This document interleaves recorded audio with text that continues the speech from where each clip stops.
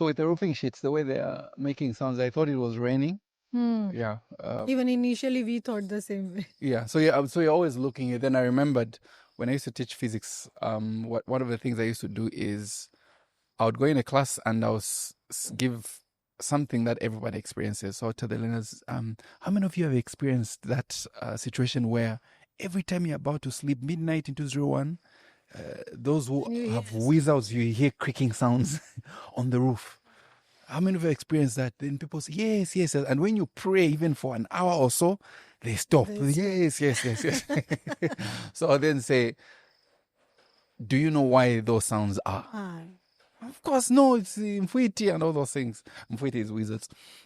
And then what I would do is I would lay to understand that at least they've experienced it. Then I'll now introduce my lesson to say today we're looking at expansion. So we know that during the day when it's hot, roofing sheets will expand.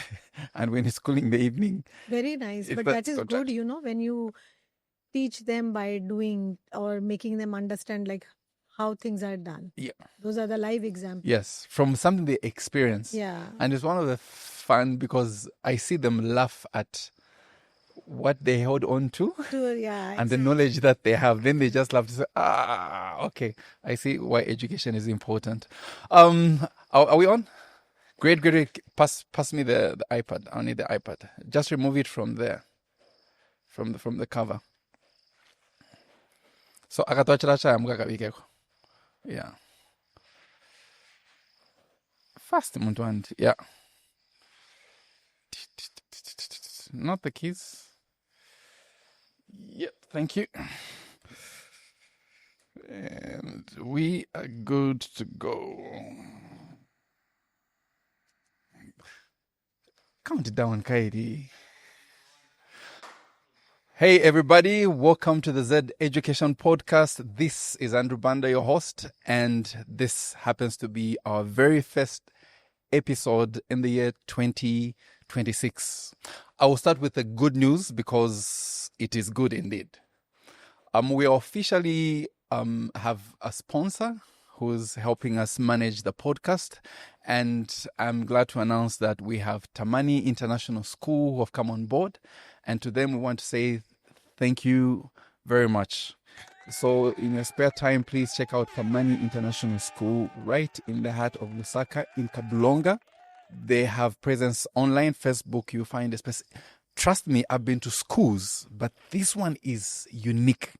And I won't say much. Find your way and locate this school, then you know what I'm talking about. Today we have a representative from Tamani International School who's going to highlight more about what this school is about and the philosophy that they hold dear. And so allow me to welcome our guest, Ms. Sanjana Jetly. Welcome to the Z Education Podcast. Thank you, Mr. Banda. Thank you for having me over. And happy, I know it's late, but Happy New Year to you. Happy New Year to you too. Thank you very much. So I met you away from this place, maybe 3 years ago. We met, yeah. And something that stuck about you in my mind is how passionate you were about education, especially dealing with these young children. And fast forward, I meet you at a brilliant place such as this. I should commend you. This is a brilliant investment that you have. Now, before we talk about this achievement, many people may not know you, but I believe those that have been in the education sector, especially working with young children in the preschool and primary schools, will acknowledge some of the work that you've done. So if somebody was just to ask, who is Sanjana Jetly? So let me start by saying that, I have more than 20 years of experience into education industry. Okay. That is, I have worked in India, I have worked in Middle East, I have worked in UK, and now I am in Southern Africa. So working in different geographies has given me a lot of exposure to how, the education system works. Okay. It's different in different countries, but yes, I have learned a lot. So when you say in Middle East, the things are very different. The priorities are very different. The education system is very different. When we come to Africa, again, it's altogether a different mindset, and things are very different. When we talk of India or UK, yes, UK, I had gone there and I had done voluntary work for almost a year just to understand how the early years, education works there. Yeah. So I have a knowledge of Cambridge also. So as you saw this school, and this school is again going to be, we have started with the preschool. Okay. And we'll be following the EYFS, that Okay. is the early years foundation stage. So you said EYFS. Yeah. Early. EYFS. So early years years foundation stage. Yeah. Okay. So that's an international curriculum. So that's the UK based curriculum. Okay. So we are going to follow that, and whatever you will find in my school, it is all related on those norms. Okay. So as we go to the primary, which will be coming more or less in the year 2027, that is when we'll be having the Cambridge there. So early years foundation stage, or EYFS, would be helpful in transitioning the students right from the preschool to Cambridge in a very smooth manner. Okay. So hence we have chosen early years foundation stage for our youngsters, like for the kindergartners. Okay. So right now at Tamani, when we say we have the baby class, the nursery class, kindergarten 1 and kindergarten 2. Okay. So we'll be starting with these classes, and I think so are those classes the one that I was seeing around? I'm seeing KG 1, Yes. so that's kindergarten 1, and then kindergarten 2. 2, Okay, yes. okay. So I was wondering KG. Yeah. Was in my physics teacher KG, I'm thinking kilograms 1. Yeah, no. So it's kindergarten 1 and Okay. kindergarten 2. Okay. Yeah, so that's how. So the age group right now is from 2 years to 5 years. Okay. Yeah. Okay. And as we go ahead, like when the primary comes, definitely it's going to add on to the classrooms. Even the primary school is going to be as per the Cambridge, norms. Okay. So even the classrooms, if you have seen the classrooms here also, they are very big classrooms, very spacious, full of light, and very lively classes. And the ventilation is good. Yeah. So it is like the ratio that we are going to maintain is 1:15. Okay. That is 1 teacher and 15 students. Okay. And along with the teacher, we will be having the assistant teacher as well. Okay. So you can say it's 2:15. To 15, And which is a good number. Yeah. Okay. So that's how. So Sanjana, if I may ask, Middle East, UK, India, Asia, I believe. Yes. And you're now in Africa, Zambia in particular. Mm-hmm. What inspired you to venture into a journey of education, but with the focus of being a specialist with the young children? Did you have kids, or was it before you had kids? What sparked that interest in you to take that journey? Yeah. So you can say that, yes, when my kids were young, so that is how, when the teacher used to teach, and when I used to teach them back, helping them with their homework and things like that, there were certain things, the concepts. Sometimes it happens with every child. Not every child is clear with the concepts, at school. So when I used to help them out and I used to work with them, I used to always find an innovative way of teaching. Like I would teach them in a playway method. Okay. For addition or for English words. So it was more or less, and I found that they could relate very well to me. They could understand, they could grasp very well. So that actually, once they grew up, so I thought, why not, I should be among the, and more or less, I feel that the young kids, they bring a lot of positivity. Yeah. Because it's always, they are so vibrant, they're always happy. So that happiness brings a lot of, positivity around you. Okay. So I hope you've thanked your children for helping you find your career path. Yes, I have. So does that then inform your philosophy about education? Because then I heard you mention that you taught them English and math, but in a playful way. Yes. So I'm thinking, are you thinking Montessori? Is it learning through play? What's your philosophy of education? That's what I'm trying to get at. What's your philosophy as Sanjana running the school? What's your philosophy of education with the children? Yeah. So you see that Mr. Banda, every child is different. It's unique in itself.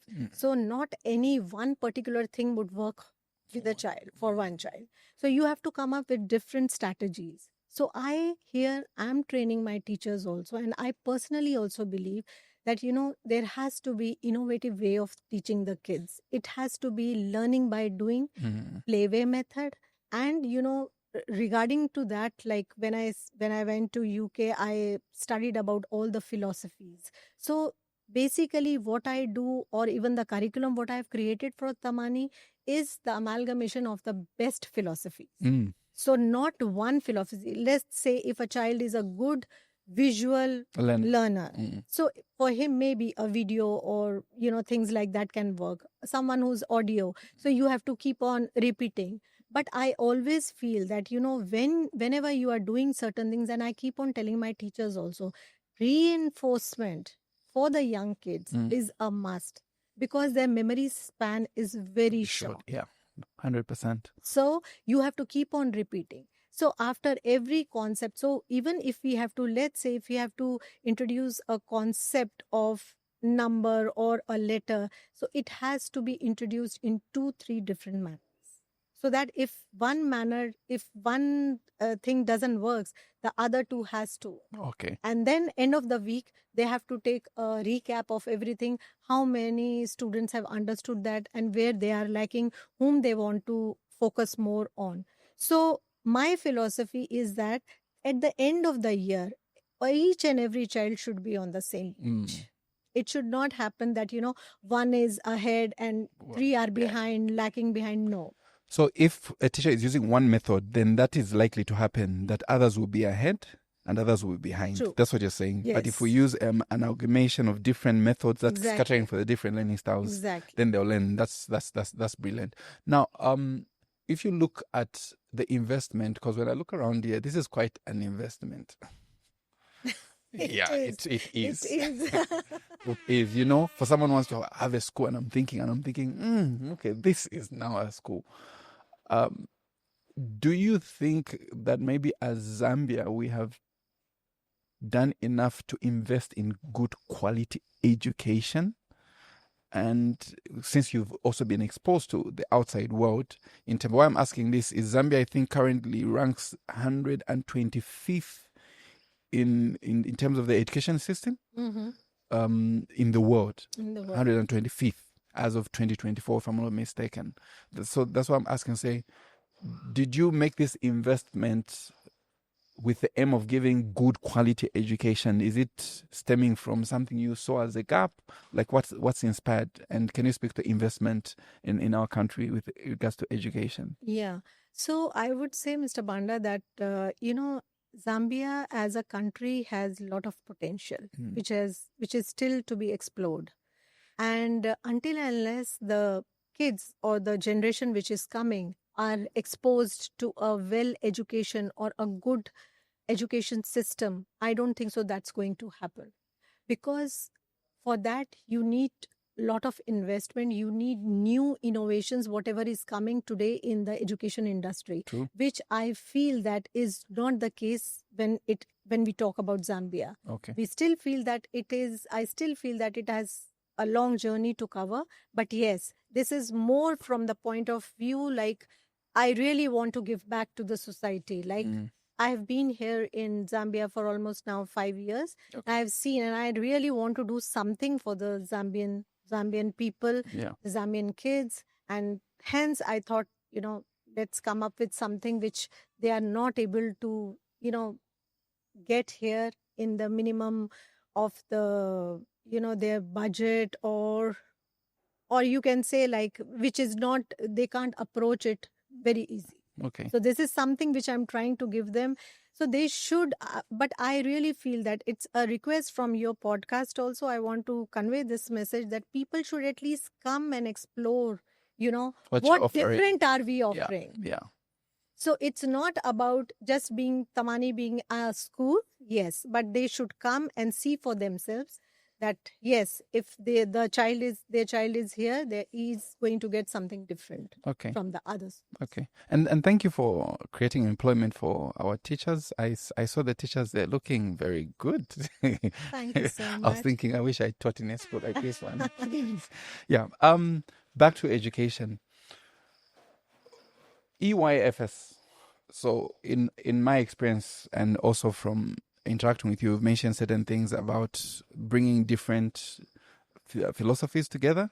So I know there are many curriculums, many that are out there. And almost everyone, each one of them would say we promote learning through play. So what makes the EYFS stand for? Why did you choose EYFS for this school? And what are the pathos or the ethos rather of that program, the curriculum that you've picked? So basically, the idea was, to have the primary school as a Cambridge, because as I told you that being in Zambia, I really want to give back to the society.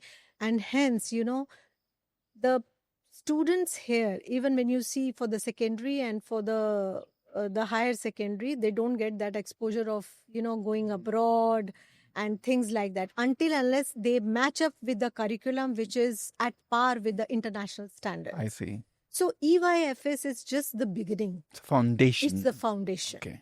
It's the foundation to transit to the Cambridge. Okay.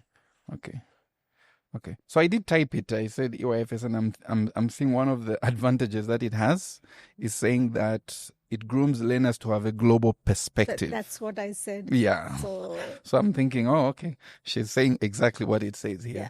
Okay. Now, if we look at the classrooms, the way they look, the walls are stunning. Are those just ordinary paintings, or there's a reason why why have you set up the rooms the way they are looking? Yeah. So each classroom has a painting, and the painting is based on a theme. So you see the sub-Saharan theme, you see the winter theme, you see the summer theme, you see. So the pictures that has been painted on the wall or that has been created on the wall has a purpose, because it acts as a learning tool for the youngsters. Okay. You see, when the kids come, they have very, very less or very poor vocabulary because they are still 2 to 5 years. They hardly know words. So these walls work as, the picture talk. So they work as a picture talk. Let's say now the picture teacher may just ask them small sentences that what is this boy doing? Where is this boy sitting? So we are enhancing them for the speaking skills. Okay. So they learn how to speak, because if they have to express themselves, if they have to tell them the teacher what it is, what the picture talks about, they have to speak. So we are enhancing their speaking skills. Okay. Giving them that vocabulary, giving them those words. Along with that, even the grammar, like the prepositions, in, on, concepts like in, on, down, under, those concepts are also being taken care of that. So yes, it plays a long role in those. And if you see, and it's not from the point of view like if the child is in this class, next year the next kids will be in that class. So for them, it's again I see. Innovation. Like, innovation. Yeah. So they would like to be in such a colorful classroom. Yeah. So that was the whole idea. So no, it has a purpose. It's just not like to, beautify the classroom, but yes, it has a purpose, teaching purpose. Okay. So the walls are also part of the teaching aids. Yes. Okay. Yes, exactly. What I've seen there are books here. So when children come here, what materials do they use? So when they come here? Yeah. So as you see these books have been created by me only. Oh, okay. So they're customized. Yes. They are customized as per the classes. So we have these books, like these are the theme books for the KG1. So you see, now when the teacher teaches them, the activities are to be done. Okay. And how many lessons are in here? Because I'm seeing the number of pages in there's a jet for each. So the theme is it, because the whole teaching of EYFS is based on themes. So let's say the first thing comes at me, myself, my surroundings. Okay. So learning all about yourself, and then you. from your environment, and then moving from there to the animals, what you see, to the places where you go, your helpers. So these are the five or seven themes which are part of this learning pattern. Okay. Okay. But the it advances, like what the child of a nursery class would be learning, the child of kindergarten 1, it would be in more detail. The child of kindergarten 2, it will again be more in depth. Yeah. Okay. So that's how relating to what a child should know before he goes to grade 1. So we will be preparing the child. So hence these books are created and designed by me. But yes, keeping in mind what is necessary for the child to know. Okay. Okay. Yeah. Where did you do your schooling from? Is it in the UK or in India? No, I did it from India. From India. Okay.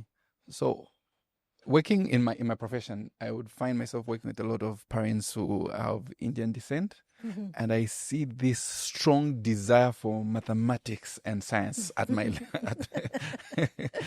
Yes. at my level. I'm just trying to get a cultural lesson here. Yeah. What is it with Indian culture or Indian education or parents with mathematics and science especially?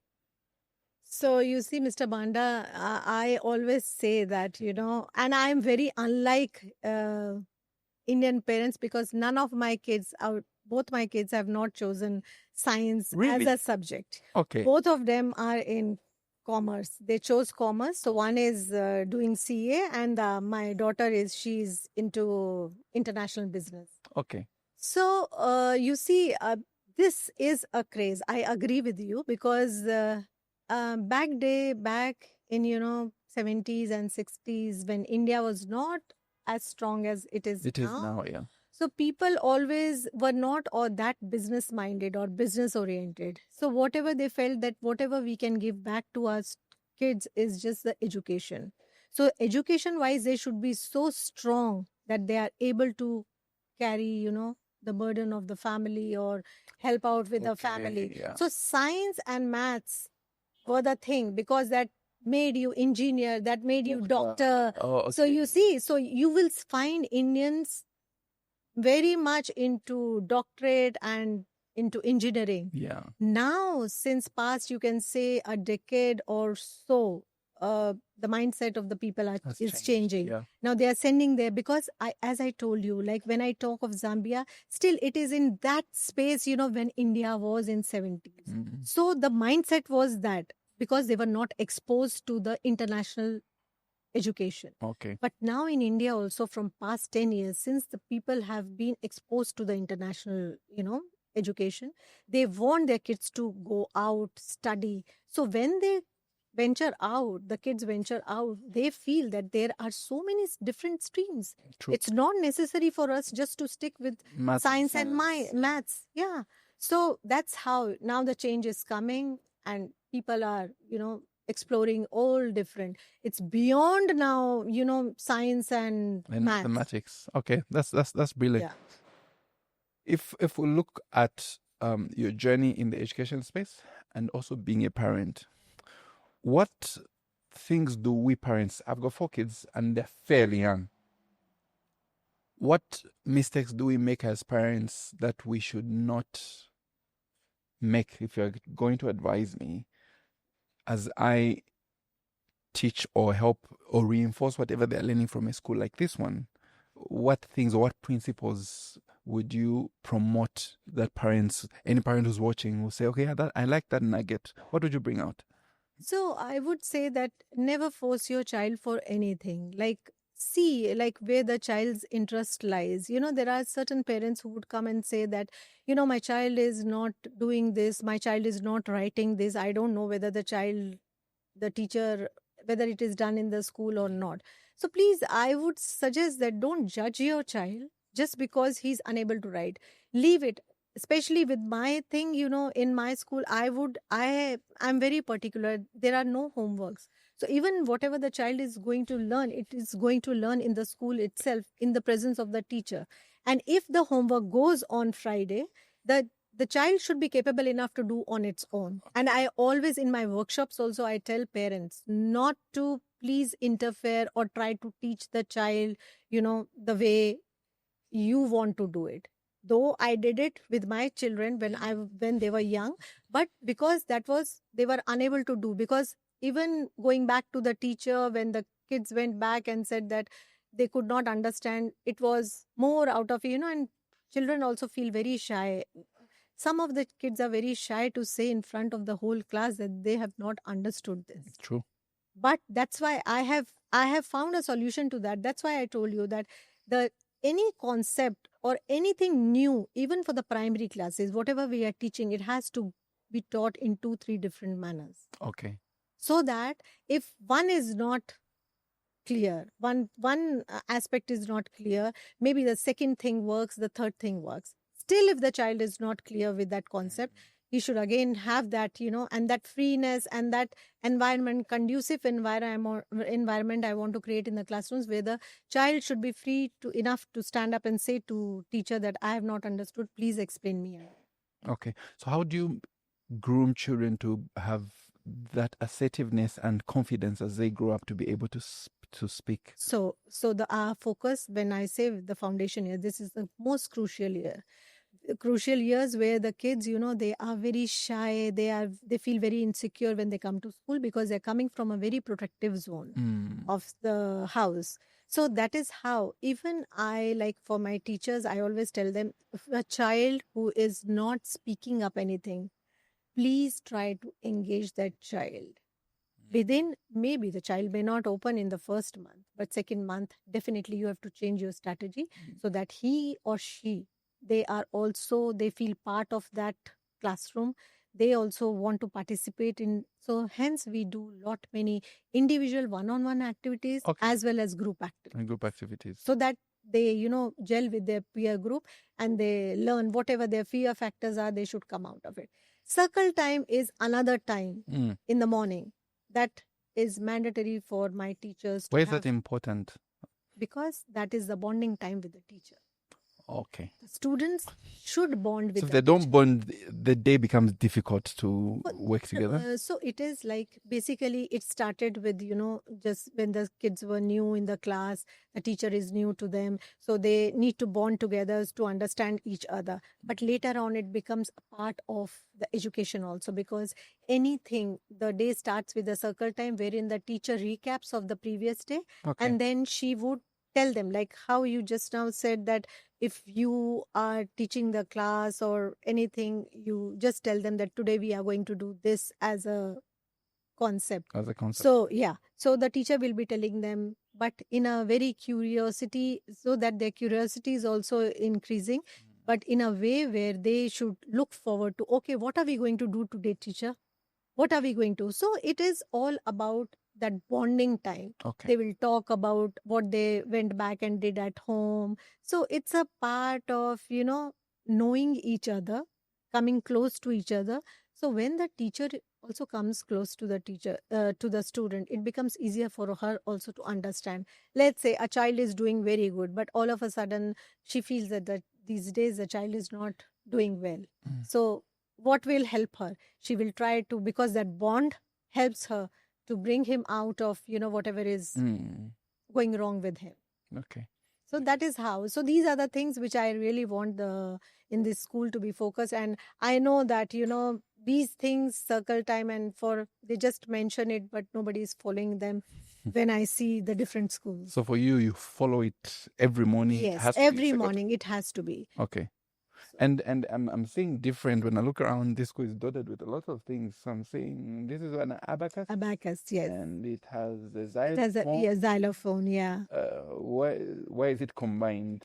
So you see, it helps as a music instrument, like for the hearing, if they are using the sensory things. Now you see there are different colors. So a child learns about different colors also. Then you have the abacus. So it is used for counting also. Okay. So you see everything is, you see the numbers here, yes, the pictures here. Yes. So the literacy part also. So everything is integrated.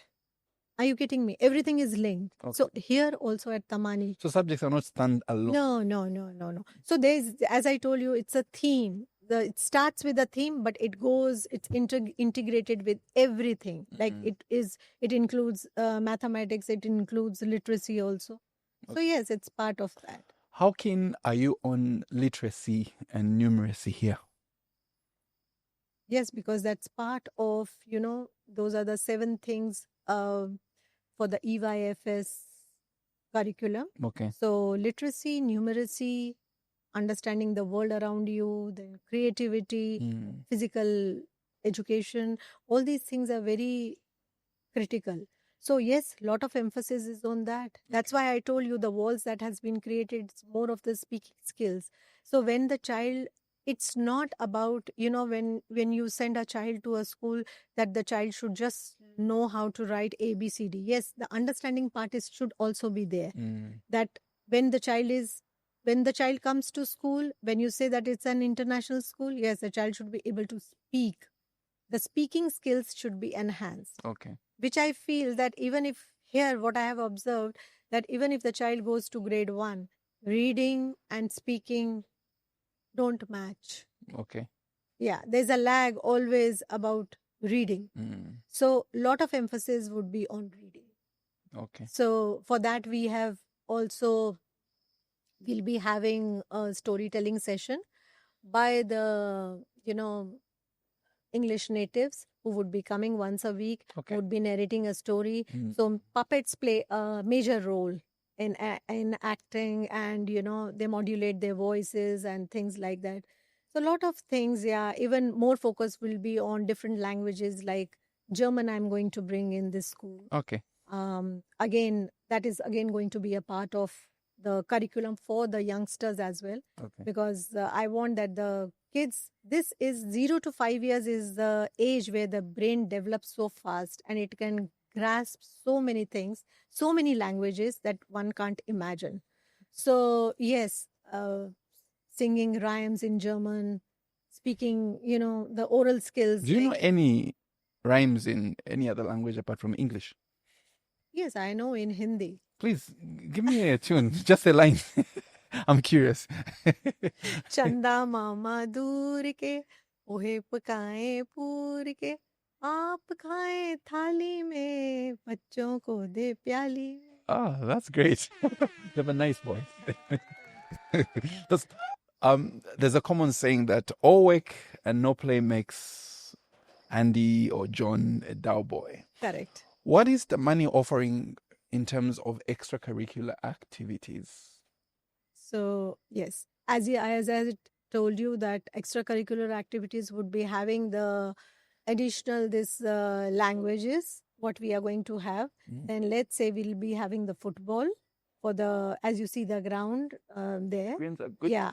So they'll be having that, the football, then dance, music. Those are part of, which goes well with the young kids. And I think so, once the school starts, we are open for anybody who is interested by the nearby, also, the children who are interested for that. Okay. So yes, we are going to have that. And as we go to the primary, definitely we are going to have lot many things. We are going to have a multi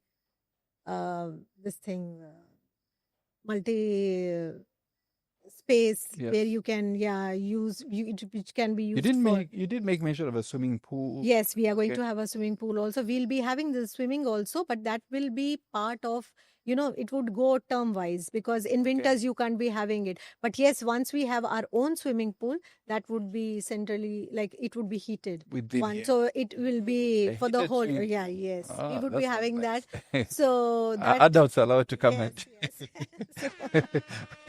Heated swimming pool. I've never been in one. I need to. Have you been in a heated swimming pool?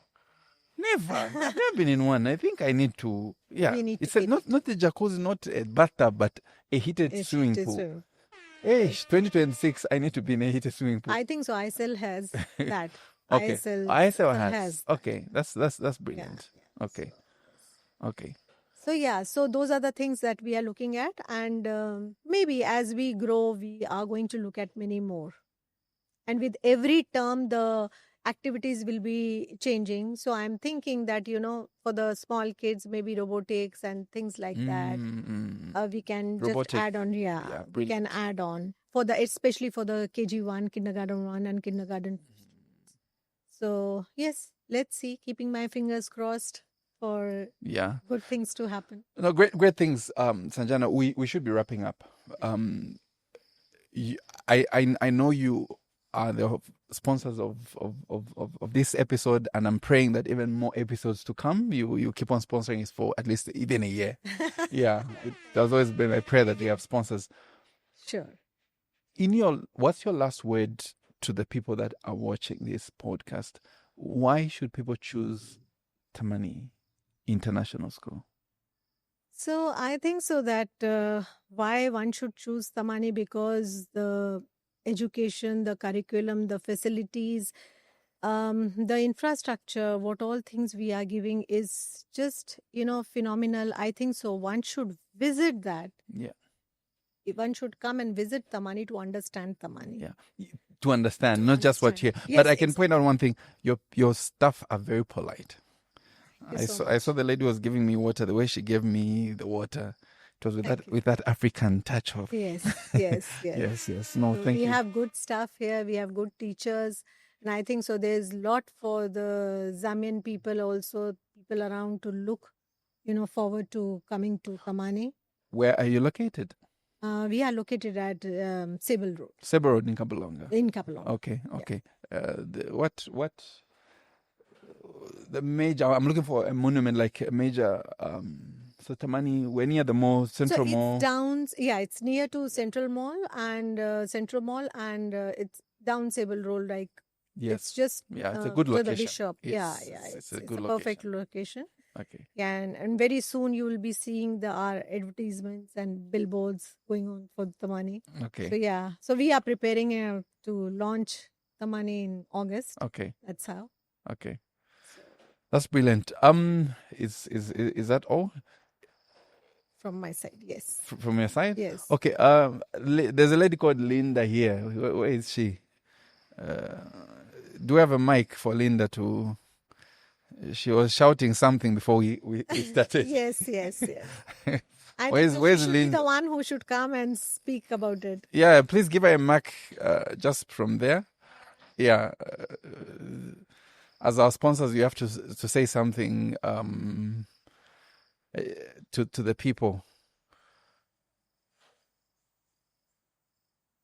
So we have Linda who's going. The next voice you're going to be hearing is that of Linda, and she is the administrator of Tamani International School, and so they're just setting up. Let me bring you. Earlier today, I was reading an article that was talking about the creativity index, and I was comparing Zambia to the world at large, and it's on record that we are 109th in the creativity index. We're mostly in creative on the business side, not on the science side. So how do you ensure that you promote the creativity in children, because you're saying it's a foundation, so that they can improve their creativity and that large scale Zambia can benefit? So when you talk of creativity, it is all about the mindset. So that's how we are going to tone up our kids. Like they think creativity means like we are going to give them freedom if they want to express them. When we talk of the youngsters, it is all about expressing themselves, how they would express. So let's say even if they are drawing anything, if there is a tree, if the child feels that from his perspective the tree is purple in color, we will not stop that, because that we want to bring out that creativity. There should be a reason why he thinks that way. And as I told you, every child is unique. You see all the decorations here. None of these are, what you generally see from the cut, copy, paste and things like that. That I should say. It's the origami what we have used here. I have trained my teachers for that. And even in coming days when the kids are there, whatever creative things they are going to do, it is going to be a mix and match of everything. Okay. So from the foundation stage, we are giving them that freedom that they can think on their own, they can express themselves in their own ways. Okay. So I think so. that helps a child when the child grows up to develop that same sentiment. Okay. Yeah. When we talk of the international students, how are they different from us? Because they are very different. If the child doesn't want to study at the age of 6 also, the parents are not forcing the child that you Okay. to study. Okay. So that's how that mindset. So the it's all about the mindset. Mindset needs to change. Yes, Linda. You're the most famous person here that we found here. As Tamani, what are you going to say to the people that are listening? I know people will not see you, but your voice is going to be the one that they'll hear. What do you have to say? Thank you so much for this opportunity. And thank you so much for actually coming through to our school and see our beautiful school. What I would like to say is parents are welcome for a tour at Tamani. And we actually welcoming all parents for enrollment. Yeah, so find time to visit our beautiful school. Yeah, it is very beautiful. Just from the gate coming in, you'll see our beautiful playground. You will see our beautiful classrooms. Please come through. Yeah, we're open and welcoming you for enrollment. All right, thank you. Are there discounts for us who are on the podcast? So I can bring all my 4 kids here. We do. Actually, there's a discount, a 25% discount Really? for all enrollments this whole year. Okay. Yeah, so actually when you 25%. 25% discount. So when you come through, we also have an incentive discount. Yeah, so for anyone who actually recommends others to come to our school, we have an incentive discount. Please, parents, make sure you, I'll be the first one, make sure that you bring your kids here so they can get that incentive discount. What's the incentive? Is it 10%? Yes. So does that become 35? Like for me, if I bring, then I bring other parents, becomes 35%. Yes. This is the place to be. Thank you very much, Linda. Thank you so much. Thank you. There you have it, ladies and gentlemen. Tamani International School is here to stay, and I'll urge you to come and visit this space. It's a beautiful space. It's comfortable. It's spacious. The air is great, and everything around here speaks about quality education. We want to say thank you again to the board and the management of Tamani International School for coming on board to support our podcast. We are looking forward to many great things this year. This is the year that the podcast has to go the high height. From Tamani International School, which has graced us to be here. I hope you can allow us to shoot here once again since you're our sponsors. It's a nice place, huh? You see, he loves it. Sure. He loves it. So thank you very much for joining us on this episode. Please make sure you subscribe and follow us and give us the feedback that we need to make sure that we grow the conversation around education. Signing out today on our first episode, it's Andrew Banda, and see you next time. Thank you. Thank you, sir. Done.